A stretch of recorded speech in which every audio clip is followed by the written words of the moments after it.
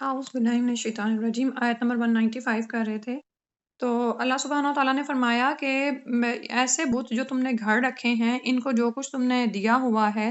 یعنی جو نعمتیں اللہ نے ہمیں عطا کی ہیں وہ ساری تم نے ان کو لگائی ہیں، لیکن وہ اس سے اپنی غرض پوری نہیں کر سکتے۔ تو درپردہ دراصل یہاں پر یہ بھی ایک پوائنٹ نکلتا ہے کہ جو کچھ ہمیں دیا گیا ہے وہ کس مقصد کے لیے دیا گیا ہے، اس میں بھی انسان غور و فکر کرے۔ ٹھیک ہے، ہاتھ پاؤں ہیں، ناک ہے، کان، آنکھیں، سب کچھ ہمیں اللہ سبحانہ وتعالیٰ نے عطا کیا ہے۔ تو کیا جن مقاصد کے لیے یہ چیزیں عطا کی گئی ہیں، کیا ہم ان سے وہ کام لیتے ہیں؟ اور پھر ان مشرکوں کو جو ہے وہ چیلنج دیا جا رہا ہے کہ پھر اپنے شریکوں کو پکار دیکھو اور مل کر سب میرے خلاف کوئی چال چلو، تو پھر مجھے مہلت بھی نہ دو، کیونکہ یہ رسول اللہ صلی اللہ علیہ وسلم کو فرمایا کرتے تھے کہ ہمارے معبودوں کی بے ادبی کرنا چھوڑ دو، اگر تم یہ کرتے رہو گے تو ہم تم پر کوئی نہ کوئی آفت نازل فرما دیں گے۔ ٹھیک ہے، اور اسی کا ذکر جو ان سے قرآن میں ایک اور بھی جگہ پر آتا ہے، وہ یخففونک بالذین من دونہ، کہ وہ ڈراتے ہیں آپ کو ان لوگوں سے جو اللہ کے علاوہ ہیں۔ تو یہاں پر اسی کا جواب دیا گیا کہ ان مشرکین سے کہہ دو کہ تم اپنے ساتھ تمام معبودوں کو ملا لو، میرا جو کچھ بگاڑ سکتے ہو بگاڑنے کی کوشش کرو، اس میں کچھ بھی کسر نہ چھوڑو، مجھے مہلت بھی نہ دو، تو پھر دیکھو کہ تمہارے لیے کیا ہوتا ہے۔ ٹھیک ہے، تو ہمارے لیے اس میں سیکھنے کا کیا پوائنٹ ہے کہ بعض اوقات ہم بھی جو ہے اب اگر کسی کو تبلیغ کرتے ہیں، جیسے ابھی میں کہہ رہی تھی نا کہ پورا ایک سسٹم ہے شرک کا نا، اور اس میں مختلف نظریات پائے جاتے ہیں، مختلف طرح کی صورتیں ہیں شرک کی جو پائی جاتی ہیں۔ بعض لوگ سورج پرست ہیں، اور خاص طور پر سورج کے نکلتے وقت، غروب ہوتے وقت اس کی طرف منہ کر کے ادب کے ساتھ کھڑے ہوتے ہیں۔ اور دوسری صورت ہم نے یہ پڑھی تھی کہ سورج اور ستاروں اور چاند سیاروں جن کی بھی یہ لوگ عبادت کرتے ہیں، ان کے یہ مجسمے کھڑے کر لیتے ہیں، ٹھیک ہے، اور ان کی خیالی تصویریں یا اس طرح سے کر لیتے ہیں، اور پھر ان کی عبادت کرتے ہیں، ان کے سامنے جھکتے ہیں، انہیں ضرورت کے وقت پکارتے ہیں، اور بعض اوقات ان کی پورے یعنی ایک عبادت خانے بنا لیتے ہیں، اور ان کا تصور یہ ہوتا ہے کہ اس مجسمے کے ساتھ ان روحوں کا تعلق موجود ہے۔ ٹھیک ہے، یعنی جن کو وہ بڑا سمجھتے ہیں نا، جیسے سورج کو بڑا سمجھ کے عبادت کی جاتی ہے، چاند کو، یا اسی طرح سب چیزوں کو۔ تو اور مسلمانوں میں بھی آپ یہ دیکھیں کہ بعض اوقات ایسا مرض ہو جاتا ہے کہ جیسے اب قبروں میں جو مردے پڑے ہوئے ہیں ان سے بہت سارے لوگ ایسے ہی عقائد وابستہ کر دیتے ہیں۔ تو اللہ تعالیٰ نے ان آیات میں تمام کی تمام اقسام کا شرک کی تمام اقسام کا رد فرمایا ہے نا۔ تو اب ہوتا کیا ہے کہ جب آپ کا واسطہ ایسے کسی بندے سے پڑتا ہے نا، تو وہ اپنے بلیف میں اتنے اسٹرانگ ہوتے ہیں کہ بعض اوقات آپ کو اپنے پیروں سے ہٹاتے ہیں۔ ٹھیک ہے، تو یہ چیز صرف ظاہر ہے رسول صلی اللہ علیہ وسلم کے لیے تو یہ زیادہ شدت کے ساتھ تھی نا، یہ ان کے سامنے آئی، اور سارے انبیاء کی زندگی میں ہم دیکھتے ہیں۔ لیکن جو بھی یہ پیغام لے کر اٹھے گا، توحید کا پیغام، اور یہی خالص پیغام جو ہے نا، ہم بعض اوقات اس کو بڑا ہلکا سمجھتے ہیں، لیکن یہی بنیادی پیغام ہے جو دینا ہے، اور اسی پہ ہی لوگ جو ہے نا وہ آپ کے خلاف ہو جاتے ہیں۔ ٹھیک ہے، اگلی باتیں تو بعد میں ہونی ہوتی ہیں نا، کہ فلاں عبادت کرنی ہے، فلاں عبادت کرنی ہے، فلاں کیسے کرنی ہے، یہ کام کیسے کرنا ہے، وہ سب تو چیزیں بعد کی ہیں۔ جو پہلا ہی توحید کا خالص پیغام ہے نا، اس پہ ہی آپ کو بہت ساری باتیں سننے کو ملتی ہیں۔ تو جیسا ایمان مضبوط ہوتا ہے نا، اسی طرح ہی پھر یہ آیت آپ کو پھر حوصلہ دے، قُلِ ادْعُوا شُرَكَاءَكُمْ ثُمَّ كِيدُونِي فَلَا تُنظِرُونَ، اور اس کو اس سے بھی اٹیچ کر لیں، پیچھے جو آیت گزری نا، کہ نفع و نقصان کا مالک تو رسول صلی اللہ علیہ وسلم بھی نہیں تھے، اللہ ہی مالک ہے، وہی مدد کرنے والا ہے۔ تو اگر آپ اللہ کے دین کے کام کے لیے اٹھے ہیں اور آپ استقامت کے ساتھ آپ جم گئے ہیں، تو تکلیفیں رکاوٹیں تو آئیں گی، کوئی کچھ کہے گا، کوئی بات کرے گا، پلاٹنگ کریں گے لوگ، آپ کے خلاف باتیں کی جائیں گی کسی محفل میں۔ یہ بڑا ویئرڈ لگتا ہے نا کہ آپ گئے ہیں کسی محفل میں اور آپ ان سب سے ہٹ کے ہیں، تو آپ کے خلاف باتیں ہو رہی ہیں، آپ کانوں میں گھس گھس کے ایک رویہ تو یہ ہے کہ آپ مایوس ہو جائیں اور اپنے عمل سے بھی ہٹ جائیں، دوسرا یہ ہے کہ پیار محبت حکمت کے ساتھ ان کو بھی اسی راہ پر لانا ہے، اللہ سے جوڑنا ہے۔ ٹھیک ہے، تو کہہ دیں ان کو کہ جو بھی چالیں تم چلنا چاہتے ہو کر گزرو، مجھے مہلت بھی نہ دو۔ پھر اگلی آیت میں مزید حوصلہ دیا گیا، مزید تسلی دی گئی، اور رسول صلی اللہ علیہ وسلم کے لیے بھی اور ہم سب کے لیے بھی فرمایا، إن ولي الله الذي نزل الكتاب وهو يتولى الصالحين انا بے شک ولی ہی دوست مددگار اللہ ہے، الذی وہ ذات نزلہ جس نے اتاری الکتابہ کتاب، وہوا یتولا اور وہ دوست رکھتا ہے الصالحین نیکوکار لوگوں کو۔ تو ہم نے کیا ڈرنا ہے؟ نہیں ڈرنا، ہمارا تو ولی ہمارا مددگار اللہ ہے جس نے اس کتاب کو اتارا ہے، جس نے یہ پیغام دیا ہے، جس نے قرآن رسول اللہ صلی اللہ علیہ وسلم پر نازل کیا۔ تو رسول صلی اللہ علیہ وسلم کو ان معبودوں سے نقصان پہنچنے کا کوئی خطرہ نہیں، ٹھیک ہے۔ اور صرف یہی نہیں کہ اللہ سبحانہ و تعالیٰ ولی ہیں رسول اللہ صلی اللہ علیہ وسلم کے، فرمایا بہوا یتولی الصالحین اور وہ مددگار ہے نیکوکار لوگوں کا۔ اللہ سبحانہ و تعالیٰ اپنے سب نیک بندوں کی سرپرستی فرماتے ہیں، اور آپ یہ دیکھیں کہ اللہ کی یہ سرپرستی کیا کم ہے کہ یہ قرآن بابرکت کتاب ہمارے لیے نازل فرمائی ہے، اور اس میں بھی پھر وہی ہے کہ ہمارا کوئی اس میں کمال نہیں تھا کہ ہمیں یہ ہدایت دے دی گئی، اور ہمارا کوئی اس میں وہ بڑا پوائنٹ نہیں ہے کہ یعنی ابھی یہ جو ساری باتیں ہو رہی تھی نا مشرکین کے حوالے سے، یا جو بھی عیسائیوں نے بھی بت کھڑے کر لیے اور یہودیوں کے ہاں بھی یہ حال ہے، تو اس کا مطلب یہ نہیں ہے کہ ہمارے دلوں میں ان کے خلاف کچھ ایسا پیدا ہو جائے کہ ہم ان تبلیغ سے ہی باز آ جائیں اور خود اپنی اپنی جگہوں پر اپنے اپنے گھروں میں اپنے سیف انوائرمنٹ میں بیٹھے اللہ کی عبادت کرتے رہیں۔ ہم سے یہ مطلوب نہیں ہے، ہم سے تو مطلوب ہے کہ نکلو، ان کو حکمت کے ساتھ پیغام پہنچاؤ، ان کے لیے ہمدردی محسوس کرو کہ وہ چیز جو اللہ سبحانہ وتعالیٰ نے مجھے نعمت کے طور پر عطا فرمائی، یہ قرآن جو دیا گیا نزل الکتاب، یہ اس کا پیغام ان تک بھی جانا ہے، وہ جن چیزوں میں پڑے ہوئے ہیں ان سے ان کو نکالنا ہے، اور جب تم ان تک پہنچو گے تو تمہیں مشکلات آئیں گی، رکاوٹیں آئیں گی، تو ان کا مقابلہ کیسے کرنا ہے؟ لڑ بھیڑ کے نہیں، حکمت کے ساتھ۔ اور وہ مختلف، ہم انشاءاللہ جب دورہ قرآن بھی آپ کرتے ہیں نا تو آپ دیکھتے ہیں کہ مختلف طرح کے مشرکین کے ساتھ آپ کو نمٹنا بتایا جاتا ہے، ٹھیک ہے، کہ اگر کوئی وہ لوگ جو کہ جیسے ہم جن ملکوں میں رہتے ہیں، اب یہ ہمارے دشمن نہیں ہیں، انہوں نے ہمیں اپنے ملکوں میں رکھا ہوا ہے، ہم یہاں رہتے ہیں، تو ان کے ساتھ معاملہ کیسا کرنا ہے یہ اللہ سبحانہ تعالیٰ آپ کو سکھاتے ہیں۔ تو جب آپ کی نیت ہو جاتی ہے نا، نیت آپ خالص کر لیتے ہیں کہ مجھے اس کام پہ جمے رہنا ہے، اخلاص کے ساتھ لوگوں کو بتانا ہے، اور تو پھر کیا ہوتا ہے، اللہ سبحانہ تعالیٰ نیکوکار لوگوں کے مددگار ہیں، وہ آپ کو حکمتیں طریقے سجھا دیتے ہیں کہ آپ نے کس کس طرح سے لوگوں کو اس طرف لے کر آنا ہے۔ اور پھر یہ کہ جب جب بھی مشکل آئے نا تو توحید کا کلمہ پڑھیں، اور جیسے آپ جانتے ہیں کہ حصن المسلم میں بھی وہ دعا آتی ہے نا پریشانی کے وقت، اللہ اللہ ربی لا اشرک بہ شیئا، بار بار یہ دعا پڑھیں۔ سبحان اللہ، یعنی یہ دعا ہے، یہ کیسی دعا ہے؟ اللہ اللہ ربی، اللہ اللہ ہی میرا رب ہے، لا اشرک بہ شیئا، میں اس کے ساتھ کسی چیز کو شریک نہیں ٹھہراتا۔ یہ دعا دراصل ہمارے لیے نا، یہ ہمیں سکون دیتی ہے، ہمیں تسلی دیتی ہے کہ اللہ اختیار رکھتا ہے، اللہ مالک ہے، اسی سے لو لگائیں، اس سے جڑ جائیں۔ تو پریشانی کے لیے یہ دعا سکھائی گئی ہے ہمیں۔ پھر اس کے بعد فرمایا الذين تدعون من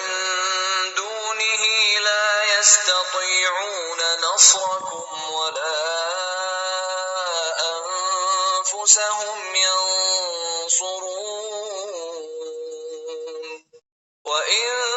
تدعوهم إلى الهدى لا يسمعوا وتراهم ينظرون إليك وهم لا يبصرون والذین، اور وہ لوگ تدعون جن کو تم پکارتے ہو، من دون ہی اس کے علاوہ، لا یستطیعون نہیں وہ استطاعت رکھتے، نصرکم تمہاری مدد کی، ولا انفسہم اور نہ ہی اپنے نفسوں کی، ینصرون وہ مدد کر سکتے ہیں۔ تو یہاں پر پھر سے وہی ان کے معبودوں کا ذکر ہے کہ تم اللہ کو چھوڑ کر جن کو پکارتے ہو مدد کے لیے کہ وہ تمہیں کسی برائی سے بچائیں یا تم تک کوئی بھلائی لے آئیں، تو وہ تو استطاعت نہیں رکھتے کہ تمہاری مدد کر سکیں۔ ان کا تو حال یہ ہے کہ وہ اپنے نفسوں کی بھی مدد نہیں کر سکتے۔ اگر ایسا ہوتا تو اپنے لیے ساری بھلائیاں حاصل کر لیتے ہیں۔ آپ یہ دیکھیں کہ کون مرنا چاہتا ہے، وہ تو اپنی زندگی پر اختیار نہیں رکھتے تھے۔ اور اسی طرح زندگی میں بھی آپ یہ دیکھیں کہ کون ایسا انسان ہے جس کو خود کوئی مشکل نہ لگی ہوئی ہو، ٹھیک ہے۔ تو اللہ ہی کی ذات حی قیوم ہے، اور وہی الصمد ہے، بے نیاز ہے، وہ تمہیں کھلاتا ہے، تم اس کو نہیں کھلاتے، اس کو کوئی حاجت نہیں ہے، تو اس کو چھوڑ کر تم ایسی ہستیوں کو پکارتے ہو جو اپنی مدد بھی نہیں کر سکتے، وہ تمہاری مدد کیا کریں گے؟ پھر اس کے بعد فرمایا وَإِن تَدْعُوهُمْ إِلَى الْهُدَىٰ، اور اگر تم بلاؤ ان کو ہدایت کی طرف، لا يَسْمَعُوا نہ وہ سنیں۔ وَتَرَاهُمْ اور تم دیکھتے ہو يَنْظُرُونَ إِلَيْكَ کہ وہ تمہاری طرف دیکھ رہے ہیں، یعنی ایسے لگتا ہے کہ جیسے ان کی آنکھیں ہیں اور وہ دیکھ رہے ہیں تمہاری طرف، وَهُمْ لَا يُبْصِرُونَ حالانکہ وہ نہیں دیکھتے ہیں۔ تو یہاں پر مشرکوں کے مجسموں کا ذکر ہے کہ ان کی آنکھیں موٹی موٹی کھلی ہوتی ہیں، ایسا لگتا ہے کہ جیسے وہ آپ کو دیکھ رہے ہیں، جیسے ابھی بتایا تھا نا کہ مصوری میں وہ اتنی ایکسیلنس کے درجے پر پہنچ چکا ہے کہ سم ٹائمز واقعی بت سامنے آتا ہے تو آپ ٹھٹک جاتے ہیں کہ بت ہے کہ انسان ہے، ٹھیک ہے، حالانکہ ان میں بصارت نام کو نہیں۔ اور اس آیت کے مخاطب اگر خود مشرکین اور منکرین بھی قرار دیے جائیں جو زندہ ہیں، تو ان کا کیا حال ہے کہ وہ رسول صلی اللہ علیہ وسلم کو دیکھتے ہیں لیکن وہ بصارت نہیں رکھتے، یعنی جو چیز وہ آنکھوں سے دیکھتے ہیں نا، تو اس پہ کوئی ان کو یعنی بات سمجھ نہیں آتی، ان کو کسی چیز کی پہچان نہیں ہوتی، یعنی ہدایت وہ حاصل نہیں کرتے ایسی چیزوں سے، نعوذ باللہ من ذالک۔ اور اس میں پھر وہی درپردہ اشارہ ہے کہ ہم یہ دیکھیں کہ ہم اپنی نظروں کا استعمال کیسے کر رہے ہیں، ٹھیک ہے، یا یہ کہ اسی طرح دل ہے، آنکھ ہے، کان ہے، یہ اللہ تعالیٰ نے ہدایت حاصل کرنے کے ذرائع ہمیں عطا فرمائے ہیں، تو ہم ان سے کیا حاصل کر رہے ہیں۔ پھر اس کے بعد فرمایا خذ العفو وأمر بالعرف وأعرض عن الجاهلين وإما ينزغنك من الشيطان نزغ فاستعذ بالله إنه سميع عليم۔ خود پکڑو العفو معاف کرنے کو، درگزر کو، وامر اور حکم کرو بالعرف ساتھ بھلائی کا، وعارض اور اعراض برتو عن الجاہلین جاہلوں سے۔ تو یہاں پر رسول صلی اللہ علیہ وسلم کو 3 احکامات دے دیے گئے، اور آپ صلی اللہ علیہ وسلم کے ساتھ ساتھ یہ کسی بھی حق کی طرف بلانے کے لیے یعنی بلانے والے کے لیے ہدایات ہیں، یعنی داعیے حق کے لیے ہدایات ہیں۔ پہلا حکم ہے عفو و درگزر کرنا، دوسرا حکم ہے اچھی باتوں کا حکم کرنا، اور تیسرا حکم ہے جاہلوں سے پرہیز کرنا، یعنی ان سے منہ پھیر لینا، بحث میں پرہیز کرنا یا جوابی کاروائی سے اجتناب کرنا۔ تو نہایت ہی مختصر الفاظ میں 3 نصیحتیں بیان کر دی گئی ہیں جو ہر داعیے حق کے لیے نہایت اہم ہے، ٹھیک ہے۔ تو جو بھی مشکلات آپ کو آگے پیش آنے والی ہیں ان مسائل کو پہلے بیان کیا گیا ہے، ٹھیک، اور پھر اس کے بعد چند الفاظ میں آپ کو ہدایات دے دی گئی ہیں۔ سبحان اللہ، کہ آپ یہ دیکھیں کہ جو مین رولز ہیں نا وہ آپ کو بتا دیے گئے ہیں، اب ہر بندہ اپنے اپنے انوائرمنٹ کے مطابق اپنے اپنے سیٹ اپ میں اسی حکمت کے ساتھ کام کرے، لیکن بنیادی احکامات کو نہ بھولے، جس میں سے بنیادی حکم کیا ہے؟ عفو، درگزر کرنے کو اپنا شیوا بنائیے، ٹھیک ہے۔ اور یہ بڑی جامع آیت ہے، اس میں مکارم اخلاق بیان کیے گئے ہیں، ٹھیک ہے۔ جیسے ابھی میں بتا رہی تھی نا کہ بعض اوقات کیا ہوتا ہے کسی عیسائی یہودی کو دیکھ کے نا کچھ آیات ہمارے ذہنوں میں چلنا شروع ہو جاتی ہیں، اور ہم خود کو بڑی چیز سمجھتے ہوئے ان لوگوں کو اگنور ہی کر جاتے ہیں، حالانکہ وہ گریٹ کرتے ہیں، ہم نہیں ان کو کرتے۔ اگر آپ انہیں گریٹ نہیں کریں گے، آپ ان کی طرف بڑھیں گے نہیں، تو پیغام ان تک کیسے پہنچے گا؟ وہ دیکھیں آپ یہاں پر پھر ہم آگے پڑھیں گے کہ حکمت یا احسان کا معاملہ کیا ہے کہ جس بندے کے ساتھ آپ معاملہ کر رہے ہیں نا خود کو اس کی جگہ پر رکھ دیں، ٹھیک ہے۔ اب اگر آپ کسی عیسائی یہودی کے ساتھ برا انداز اختیار کرتے ہیں، حالانکہ اس نے آپ کو کچھ نہیں کہا، یا یہاں پہ کوئی بھی مشرک یا ہندو وغیرہ رہتے ہیں، اور اب ان لوگوں کے ذہنوں میں آلریڈی اسلام کے بارے میں شکوک و شبہات ہیں، اب ان کو ایک اسلام کا رول ماڈل نظر آیا سڑک پہ چلتا پھرتا، اس نے حجاب کیا ہوا ہے یا اس کی داڑھی ہے یا جو اس کے خاص اسلام کے شاعر ہیں وہ اس کو نظر آئے، اور آپ نے ایسا رویہ اختیار کیا کہ وہ یعنی اس کے وہ جو اسلام کے بارے میں منفی نظریات ہیں نا وہ پختہ ہو گئے، تو آپ نے کیا اسلام کا کام کیا، کیا بھلائی کی، ٹھیک ہے۔ تو اب یہاں پر پہلا حکم کیا دے دیا گیا؟ خذ العفو، کہ اب یہ دیکھیں کہ پچھلے آیات میں مشرکین کے معبودان باطل پر، خود مشرکوں پر کتنے سنجیدہ الفاظ میں تنقید کی گئی ہے، لیکن یعنی اور اس کے بعد ہونا کیا تھا، یعنی جب یہ سب کچھ، اب یہ وہ آیات ہیں کہ جو کہ ان کو پڑھی جاتی تھی، ان کو یہ سب کچھ پتا چلتا تھا، ٹھیک ہے۔ اسی طرح اسلام میں جو کچھ بیان ہوتا ہے قرآن میں وہ آج بھی لوگوں کو پتا چلتا ہے، ٹھیک ہے۔ اب ہوتا یہ ہے کہ اس کا نتیجہ سم ٹائمز یہ نکلتا ہے کہ وہ اس کی بنیاد کو تو نہیں لیتے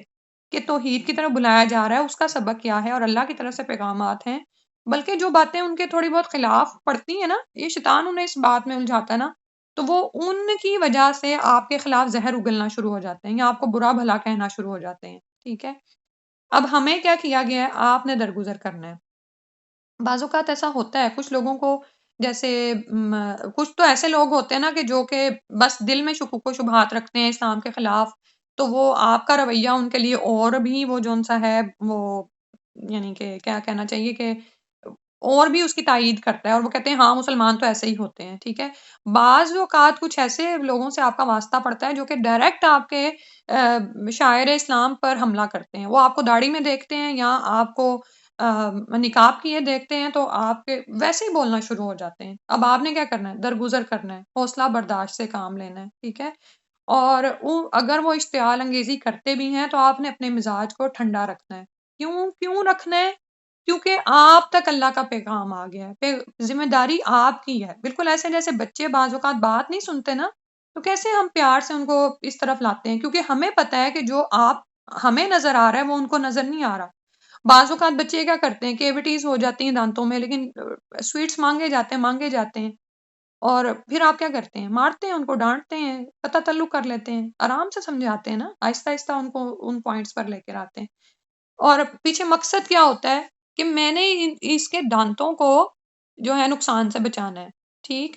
تو اب اس سے بڑھ کر میں اس کو نقصان دینا شروع کر دوں، اس کی ذات پہ حملے کروں، اس کے دل کو برا کروں، اس کو گالیاں دوں یا جو بھی چیز ہے نا، بالکل اسی طرح جب آپ تبلیغ کے میدان میں ہیں تو آپ نے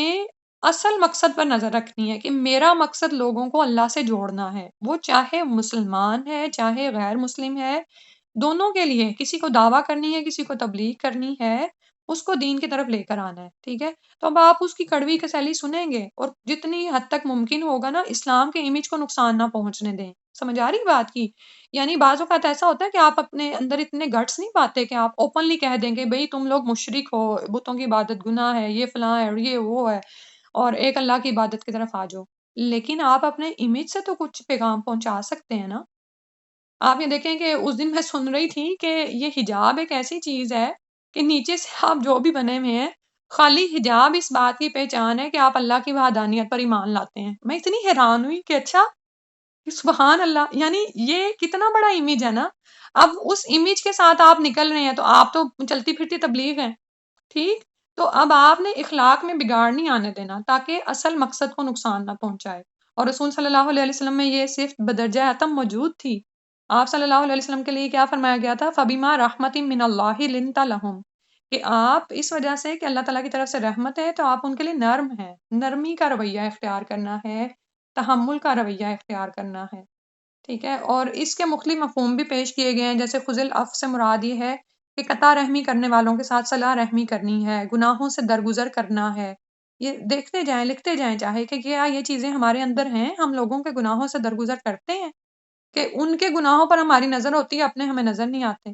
پھر مومنوں سے نرمی کرنی ہے، ٹھیک ہے؟ کیونکہ ابھی جیسے بتایا نا، دعویٰ اور تبلیغ دونوں کام ساتھ ساتھ چل رہے ہیں، مسلمان بھی آپ کے سامنے، نان مسلمس بھی سامنے ہیں، اور اسی طرح دیگر جو بھی اخلاق اطاعت گزار کے ہو سکتے ہیں نا وہ اپنانے ہیں انشاءاللہ۔ پھر اس کے بعد فرمایا وَأْمُرْ بِالْعُرْفِ، اور اس کے بھی مختلف ترجمے کیے گئے ہیں کہ نیکی کا حکم کیا کرنا ہے، کیسے دینا ہے؟ صلہ رحمی کا حکم دیں، جوڑنے کا، توڑنے کا حکم نہ دیں، حلال و حرام میں تمیز، اس کے احکامات، اور اسی طرح اللہ کا تقوی اختیار کرنا، ٹھیک ہے؟ اور جیسے یہ بات تو بار بار ہو رہی ہے نا کہ جو بھی ہم نے عبادت بھی کرنی ہے، کوئی بھی چیز کرنی ہے، تو اس میں اخلاص کو لے کر آنا ہے، اس میں یعنی اللہ کا کی جو تقوی ہے، کانشیسنس آف اللہ سبحانہ و تعالیٰ ہے، ہر وقت وہ سامنے رہے۔ اسی طرح وَأْمُرْ بِالْعُرْفِ میں بتایا گیا کہ نگاہوں کو جھکانا، ہمیشگی کے گھر کی تیاری، یہ سب کچھ جون سا ان احکامات میں آ جاتا ہے۔ اور تیسری بات جو فرمائی، اور ان میں جون سا نا اوور آل یہ یاد رکھیں، جیسے میں نے ابھی آپ کو بتایا نا کہ احسان کا معاملہ سامنے رکھنا ہے۔ اللہ کے ساتھ احسان تو ہم نے پڑھ لیا تھا نا کہ نماز میں کیا کیفیت ہو۔ لوگوں کے ساتھ احسان کی ایک ٹپ ہے کہ خود کو ان کی جگہ پر رکھ لیں۔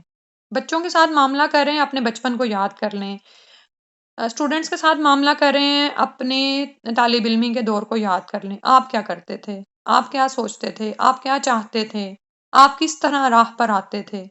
سمجھ آ رہی ہے بات کی؟ آپ کی خواہشات کیا تھیں؟ آپ کے تو اسی کے مطابق بچوں کو اگر آپ نے توحید کا سبق دینا ہے تو پھر ان کو آپ تھوڑی موٹیویشن دے سکتے ہیں، بھئی میں آپ کو یہاں پہ فلاں جگہ پہ سیر پہ لے جاؤں گی، یہ کر دوں گی، وہ اس طرح سے، ٹھیک ہے۔ پھر اس کے بعد تیسرا پوائنٹ ہے وہ عارض عن الجاہلین، اور جاہلوں سے اعراض برتیں۔ اب یہ سب کچھ ہوگا، لوگوں کے ساتھ معاملہ ہوگا،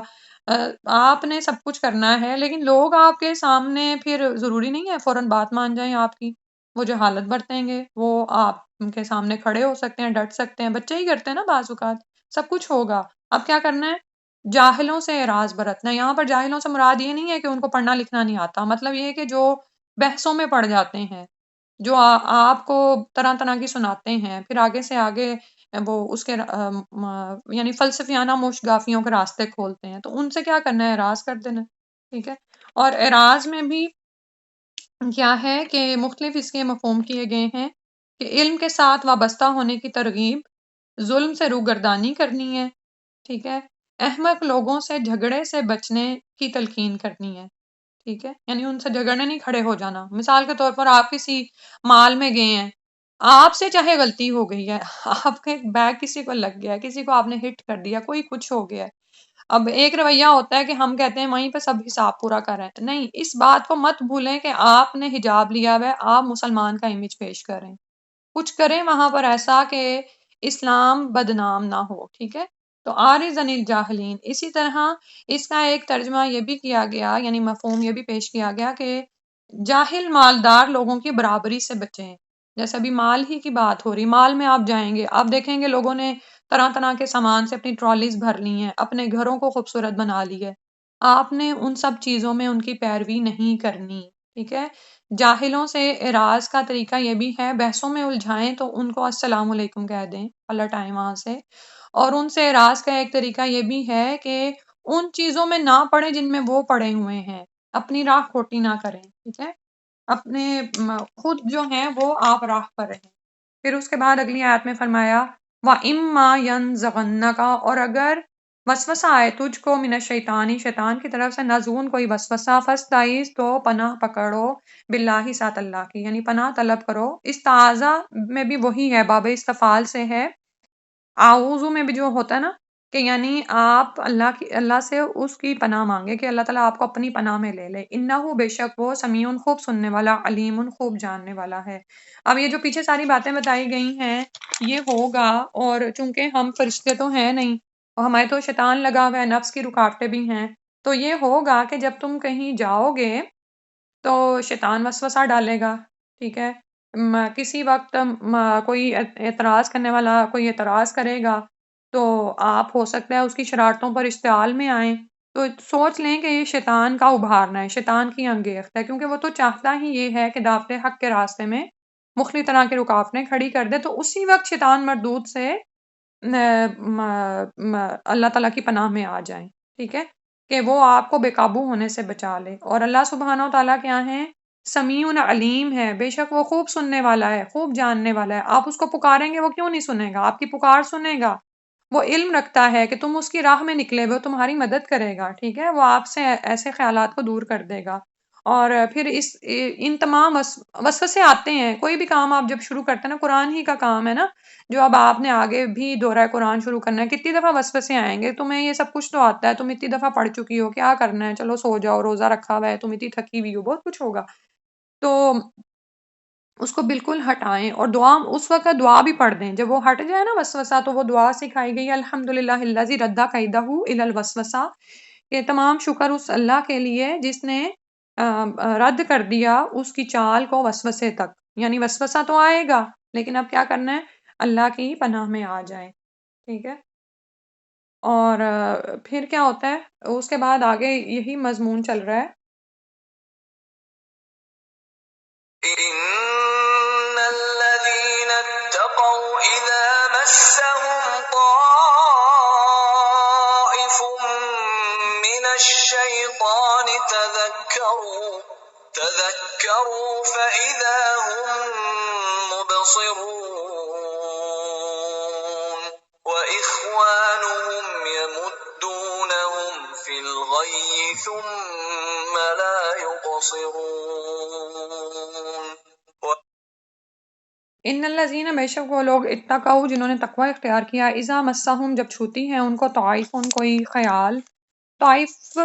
طواف بھی اسی سے ہے نا، کہ یعنی چکر لگانا، یہ جو شیطان کا خیال ہوتا ہے نا وہ بار بار آتا ہے، وسوسہ ہے نا بار بار آتا ہے، من الشیطان شیطان کی طرف سے، تذکروا تو وہ نصیحت پکڑتے ہیں، چونک پڑتے ہیں، فاذا ہم تو جب بھی وہ مبصرون دیکھنے لگتے ہیں۔ اب یہ داعیے حق کی بات ہو رہی تھی جیسے، تو وہ لوگ جو تقوی اختیار کرتے ہیں نا، جب ان کو شیطان کی طرف سے کوئی ایسا وسوسہ آتا ہے نا تو وہ فوراً چونک جاتے ہیں، اور چونکنا کا مطلب کیا ہوتا ہے کہ ہوش میں آ جاتے ہیں کہ نہیں یہ شیطان کی چال ہے، اور اگر میں نے اس کی چال میں آ کر یہ عمل کر دیا اس وقت تو انجام کیا ہوگا، وہ اس انجام پر غور کرنے لگتے ہیں، تو کیا ہوتا ہے کہ یکدم سے ہی صورتحال ان کے سامنے آ جاتی ہے اور وہ اللہ سے پناہ مانگنے لگتے ہیں، ٹھیک ہے۔ ہوتا ہے ایسے، کبھی غصہ آتا ہے آپ کو کسی کے عمل پر، کبھی آپ نعوذ باللہ کسی گناہ میں جا پڑنے لگتے ہیں تو ایک دم سے چونک جاتے ہیں۔ اب یہ ایک دم سے نہیں آ جاتی مدد کہ تذکروا، یہ کن کے لیے ہوتا ہے؟ ان الذین اتقوا، تقوی پر کام کرنے کی ضرورت ہے، تقوی پر محنت کریں کہ اللہ کے ساتھ تعلق کیسا استوار کیا ہوا ہے، جیسے موسیٰ علیہ السلام ہے نا، ان کے لیے آپ دیکھیں کہ ہر وقت اللہ سے تعلق ہے، کوئی مشکل کوئی مصیبت آ رہی فوراً اللہ کی طرف رجوع ہے، فوراً اللہ کی طرف رجوع ہے، تو یہ دل کا وہ احساس ہے جو ایک قلبی تعلق ہے جو اللہ تعالیٰ کے ساتھ بنا ہوا ہوتا ہے، اور وہ پھر ان کی مدد کی جاتی ہے ایسے متقین لوگوں کی، کہ شیطان کی طرف سے کوئی وسوسہ آتا ہے تو وہ ایک دم سے چونک جاتے ہیں۔ یوسف علیہ السلام کو یاد کر لیں، ٹھیک ہے، کہ کیا ہوا تھا کہ اگر وہ اپنے رب کی برہان نہ دیکھتے تو ضرور اس میں جا پڑتے، زلیخا نے اپنے آپ کو پیش کر دیا اس کے لیے، اس سے بڑھ کر کون سا گناہ تھا، اور ایک صاف یعنی چیز جس میں وہ پڑ جاتے، اور آسانیاں بھی میسر تھیں، سارے اسباب مہیا تھے، اور وہ خود تیار تھی اس کام کے لیے، لیکن وہ اگر اپنے رب کی برہان نہ دیکھتے تو کیسے وہ بچ گئے نا اس اتنی بڑی چال سے، سبحان اللہ۔ تو تذکروا وہ نصیحت پکڑتے ہیں، فیضا ہم مبصرون تو وہ دیکھنے لگتے ہیں، چونک جاتے ہیں ایک دم۔ اسی طرح بعض اوقات جیسے پیچھے بتایا نا کہ کسی ایسی جگہ پر آپ پھنس جائیں جہاں پر اسلام کے خلاف ہی کوئی بحث ہو رہی ہے تو عارض عن الجاہلین جب آپ کرنے لگتے ہیں نا تو بعض اوقات تھوڑا سا آپ اس میں پھنس جاتے ہیں، لیکن ایک دم سے آپ چونک جاتے ہیں کہ نہیں یہ تو میرے مقصد کی راہ میں رکاوٹ بن رہا ہے اور مزید مجھے الجھائے گا اور میرے مقصد کو پورا نہیں ہونے دے گا، تو پھر آپ پلٹ آتے ہیں واپس۔ اور اللہ سبحانہ و تعالیٰ نے ہمیں جو ان سے اپنے پناہ میں آنے کے لیے بہت ساری چیزیں سکھائیں، آپ یہ دیکھیں معوذات ہیں جن کے ذریعے سے اللہ سبحانہ و تعالیٰ کی پناہ میں آیا جاتا ہے، اور معوذات میں بھی جو آخری سورۃ الناس کی آیت آتی ہے من الجنۃ والناس، اس کو بھی بار بار کہیں کہ چاہے جنوں میں سے کوئی مجھے وسوسہ ڈال رہا ہے یا انسانوں میں سے، یا اللہ میں اس کے شر سے تیری پناہ میں آتی ہوں۔ ذکر الہی شیطان کے وسوسوں کا بہترین علاج ہے، ٹھیک ہے، اللہ سبحانہ تعالیٰ ہمیں توفیق عطا فرمائے۔ پھر اس کے بعد فرمایا وہ اخوانہم، اور ان کے بھائی، یمدونہم وہ کھینچتے ہیں ان کو، مدہ کا مطلب ہوتا ہے لمبا کرنا، یعنی آگے سے آگے لے جاتے ہیں، فی الغی گمراہی میں، ثم پھر لا یقصرون وہ کمی نہیں کرتے، وہ کوئی کسر نہیں اٹھا رکھتے اس معاملے میں۔ تو یہ اب ان لوگوں کے لیے بتایا گیا ہے کہ شیطانوں کے جو بھائی ہیں نا جو ان کی چالوں میں آ جاتے ہیں، کہ اگر کوئی وسوسہ شیطان نے کسی باغی کے ذہن میں ڈالا ہے تو ایسے لوگ فوراً اس کے وسوسے میں پھنس جاتے ہیں، اور پھر شیطان ان کو اپنی چال میں گھیر لیتا ہے، ان کا حوصلہ بڑھاتا رہتا ہے، اور حالت ان کی پھر یہ ہو جاتی ہے کہ وہی جو بات ابھی کی نا من الجنتی والناس، کہ یہی وہ لوگ ہوتے ہیں جو وسوسے ڈالنے والے ہوتے ہیں، بھائی ہی ان کو جو ان سے ہیں گمراہی میں آگے سے آگے کھینچ رہے ہوتے ہیں اور ذرا کمی نہیں کرتے۔ پھر اگلی آیت میں فرمایا وَإِذَا لَمْ تَأْتِهِم بِآيَةٍ قَالُوا لَوْلَا اجْتَبَيْتَهَا قُلْ إِنَّمَا أَتَّبِعُ مَا يُوحَىٰ إِلَيَّ مِن رَّبِّي هَٰذَا بَصَائِرُ مِن رَّبِّكُمْ وَهُدًى وَرَحْمَةٌ لِّقَوْمٍ يُؤْمِنُونَ۔ وَإِذَا اور جب لم نہیں تَأْتِہِم لائے تم ان کے پاس بِآیَةٍ کوئی نشانی، قالوا وہ کہتے ہیں لولا کیوں نہیں اجتبیتہا تو نے چن لیا اس کو، قل کہہ دیجئے انما اتبع بے شک میں تو پیروی کرتا ہوں ما یوحا جو وحی کیا جاتا ہے الیہ میری طرف، میرے ربی میرے رب کی طرف سے، ھذا یہ بصائر کھلی دلیلیں ہیں، میرے ربکم تمہارے رب کی طرف سے، وہدن اور ہدایت ہے، ورحمت اور رحمت، لقوم یؤمنون واسطے اس قوم کے جو ایمان لاتی ہے۔ تو یہاں پر جو ہے موضوع سخن بدل گیا ہے، اور یہاں پر دراصل کافروں کے ایک اور مطالبے کا جواب دیا گیا ہے، ٹھیک ہے، اور وہ آپ یہ دیکھتے ہی ہیں کہ پہلے بھی یہ کہتے تھے کہ ہوتا کیا تھا کہ اگر کوئی قرآنی صورت یا آیت کے نازل ہونے میں دیر واقع ہو جاتی تو وہ یہ کہنے لگتے کہ تمہیں اب تک اپنی مرضی کی کوئی آیت لے آنی چاہیے تھی، ٹھیک ہے، تو یعنی وہ مذاق اڑاتے رہتے تھے کہ تم جو قرآن ہمیں سناتے ہو اب اللہ کی طرف سے نازل شدہ نہیں ہے،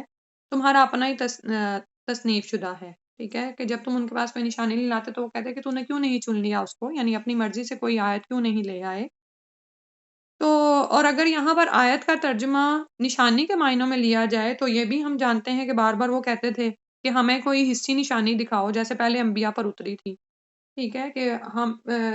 اور جو بھی بات تمہیں پسند ہے اسی کے لیے اپنے رب سے کہہ دے کہ وہ ہمیں دکھا دے، ٹھیک ہے، تو ان کے جواب میں اللہ سبحانہ و تعالیٰ نے رسول صلی اللہ علیہ وسلم کو فرمایا کہ انہیں واضح الفاظ میں کہہ دیجئے کہ معجزات دکھانا میرا کام نہیں ہے، قُلْ إِنَّمَا أَتَّبِعُ مَا يُوحَىٰ إِلَيَّ مِن رَبِّي، میں تو صرف اس چیز کی پیروی کرتا ہوں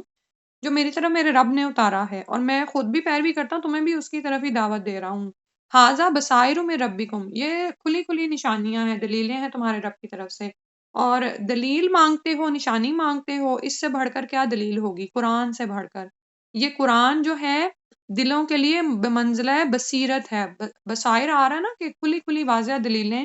جو کہ بصیرت کو چونکا دیں، تو یہ قرآن تمہارے لیے نشانی ہے، اور یہ حق کو اور صحیح بات کو کھولنے والی ہے، تم تک پہنچانے والی ہے، قرآن ہی سب سے بڑا معجزہ ہے، اس کے اندر بصیرت افروز دلائل ہیں، اور ایسے دلائل میں یہ سب سے بڑی دلیل ہے، اور ہدایت ہے اور رحمت ہے۔ اب اس سے گائیڈنس کون لے گا؟ رحمت کس پر آئے گی؟ لِقَوْمٍ یُؤْمِنُونَ، ان لوگوں کے لیے جو کہ ایمان لانے والے ہیں، ٹھیک ہے، یعنی جو نہیں ماننے والے پھر وہ اسی طرح سے اعتراضات کرتے ہیں جیسے یہ مشرکین مکہ کر رہے تھے۔ پھر اس کے بعد فرمایا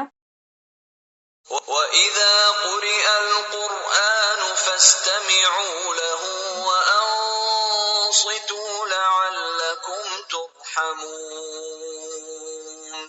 وَاذْكُر رَّبَّكَ فِي نَفْسِكَ تَضَرُّعًا وَخِيفَةً وَدُونَ الْجَهْرِ مِنَ الْقَوْلِ بِالْغُدُوِّ وَالْآصَالِ وَلَا تَكُن مِّنَ الْغَافِلِينَ۔ وَإِذَا، اور جب قُرِئَ پڑھا جائے القرآن قرآن فَاسْتَمِعُوا لَهُ تو غور سے سنو اس کو، استماع بھی جو استمیہ جو آ رہا نا یہاں پر، اس کا مطلب جو ہے غور سے سننا ہے، اور پھر لہو آ گیا تو مزید تاکید ہو گئی، ٹھیک ہے، سمیع جو ہے نا وہ اس کا روٹ ہے نا سماعت سے، ٹھیک ہے، تو اب آپ دیکھ رہے ہوں گے کہ الف اور تا جو ہے وہ ایکسٹرا لگ گیا ہے، تو اس کا مطلب کیا ہے؟ مبالغہ مزید آ گیا کہ اس کو غور سے سنو، اور لہو اس کی طرف کان لگاؤ، یعنی کہ مزید تاکید آ گئی، وَأَنصِتُوا، اور خاموش رہو، لَعَلَّكُمْ تُرْحَمُونَ، تاکہ تم پر رحم کیا جائے۔ تو قرآن کا سننا باعث رحمت ہے، اور خاموشی کے ساتھ سننا، غور سے کان لگا کر سننا، ٹھیک ہے۔ اب آپ یہ دیکھیں کہ پہلا شان نزول تو مشرکین مکہ ہی ہیں، انہوں نے مسلمانوں پر پابندی لگا رکھی تھی کہ وہ بیت اللہ میں داخل ہو کر نہ تو نماز پڑھ سکتے ہیں، نہ طواف کر سکتے ہیں، یہ پابندی بھی تھی کہ مسلمان نماز میں قرآن بلند آواز سے نہ پڑھا کریں، کیونکہ اس طرح سے ان کے بچے اور عورتیں متاثر ہوتے ہیں، اور انہوں نے آپس میں بھی سمجھوتا رکھا تھا کہ ہم میں سے کوئی شخص قرآن نہ سنے، حالانکہ کیا تھا کہ قرآن کی فصاحت اور بلاغت اور شیریں انداز کلام سے وہ خود بھی متاثر ہوتے تھے، اور بعض اوقات اپنی اسی چال یعنی اپنی تدبیر کے خلاف ورزی کرتے ہوئے کبھی کبھی قرآن سن بھی لیتے تھے۔ اور پھر ایک اور حربہ کیا تھا قرآن سے روکنے کا کہ قرآن کی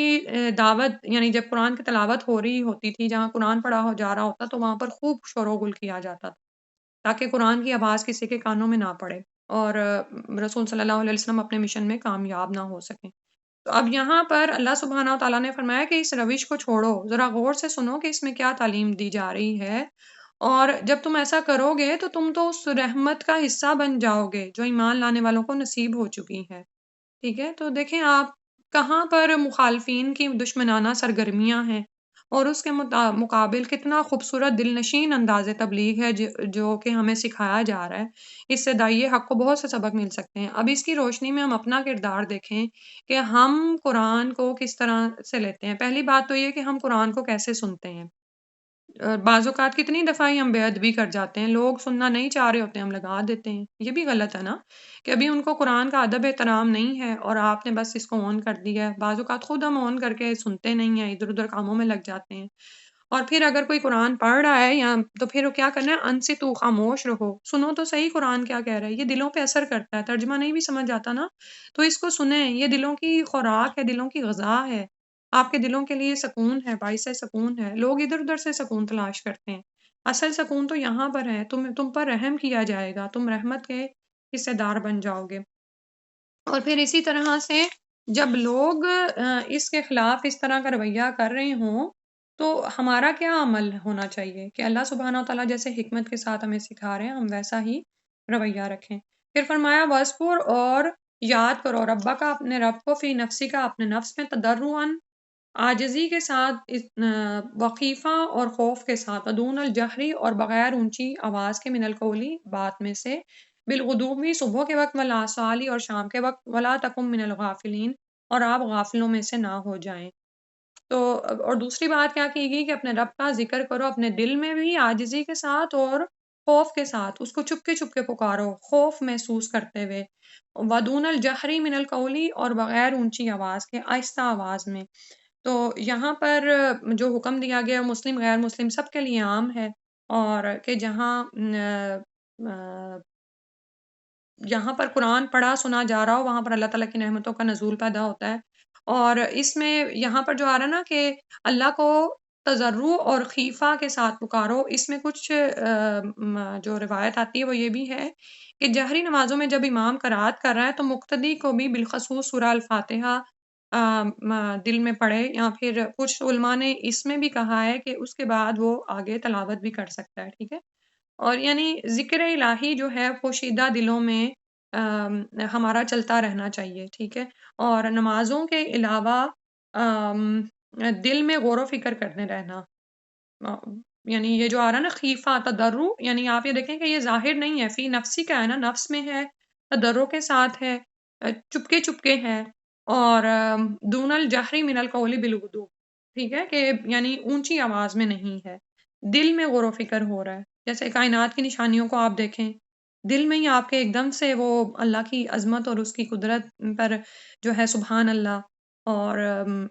اسی طرح یعنی ایمان کا ایک درجہ ہے جو بڑھنا چاہیے نا، اور اللہ تعالیٰ سے خاص تعلق پیدا ہونا چاہیے۔ تو ہر طرح کا ذکر انسان کرے، زبان کے ساتھ ساتھ دل بھی حاضر رکھے، اور بعض اوقات کچھ ذکر صرف دل میں ہو رہے ہوتے ہیں، اور کن اوقات میں بتایا الغدو والآصال، فجر اور الغدوف کا مطلب ہے فجر، یعنی فجر طلوع ہونے سے لے کر طلوع آفتاب تک، وہی جو آپ کے صبح کے اذکار کا وقت ہے، اور اسی طرح آصال عصر سے لے کر مغرب تک کا وقت ہے، یعنی وہی جو آپ کے شام کے اذکار کا وقت ہے۔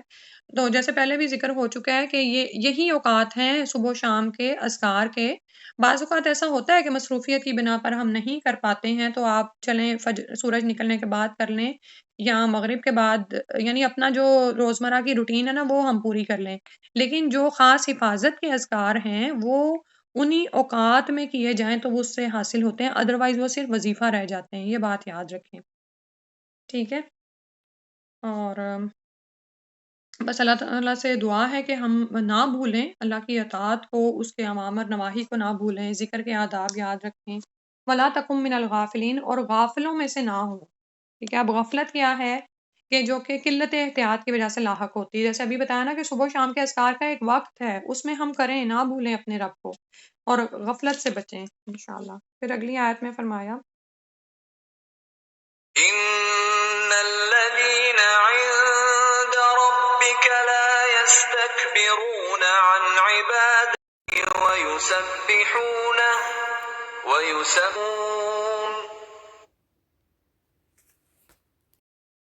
اعوذ باللہ من الشیطان الرجیم، آیت نمبر 206 تلاوت پھر سے سنتے ہیں۔ إن الذين عند ربك لا يستكبرون عن عبادته ويسبحونه وَيُسَبِّحُونَهُ وَلَهُ يَسْجُدُونَ۔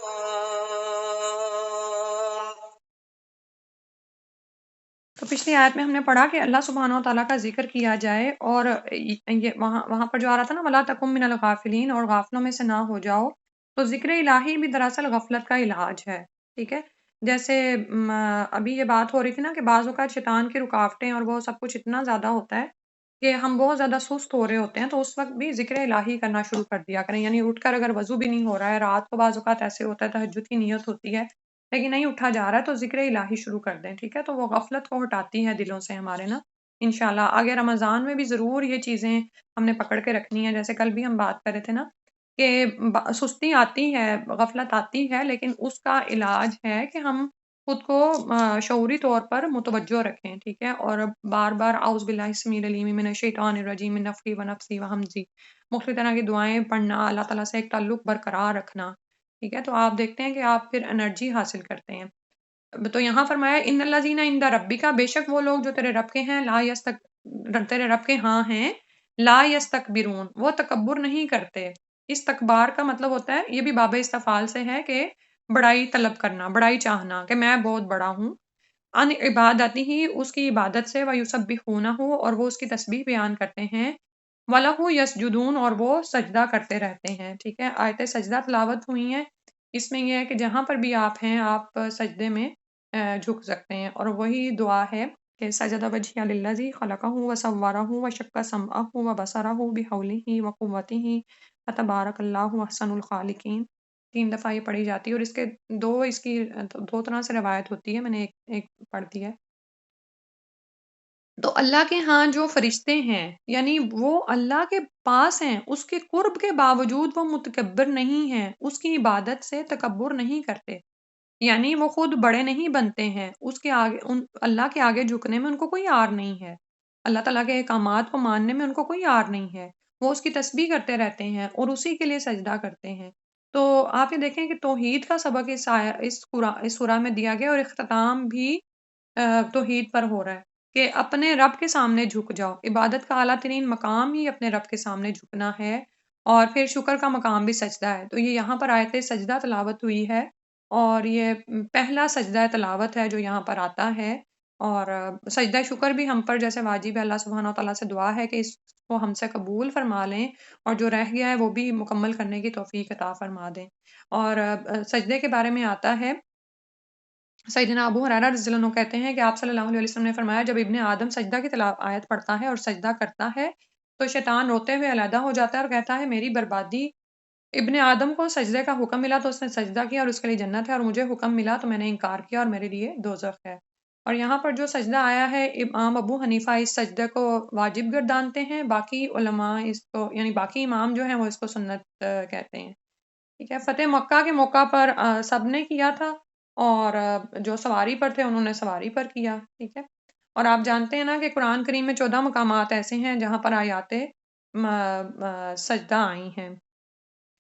سجدہ واجب ہے یا نہیں واجب، اس میں اختلاف ہے، بعض اسے واجب سمجھتے ہیں اور بعض سنت یا مستحب، ٹھیک ہے؟ اور بعض علماء کے نزدیک سجدہ تلاوت کے لیے نہ تو وضو ضروری ہے اور نہ ہی قبلہ رخ ہونا اور نہ سلام پھیرنا، اور یہ کسی بھی سواری پر